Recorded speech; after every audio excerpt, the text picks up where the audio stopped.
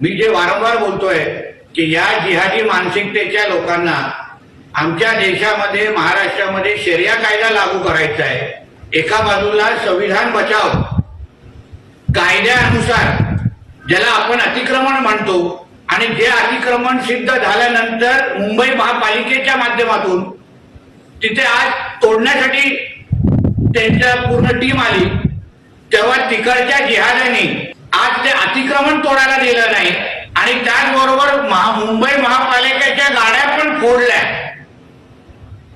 ही जी काय आरेरावी आणि ही जी काय दादागिरी आहे त्यांनी त्यांच्या पाकिस्तान आणि बांगलादेशमध्ये जाऊन दाखवावी।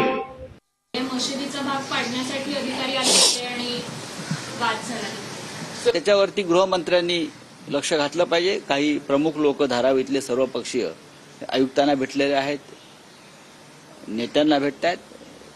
शांतपणे मुंबईमध्ये यातले मार्ग निघावे लागतील।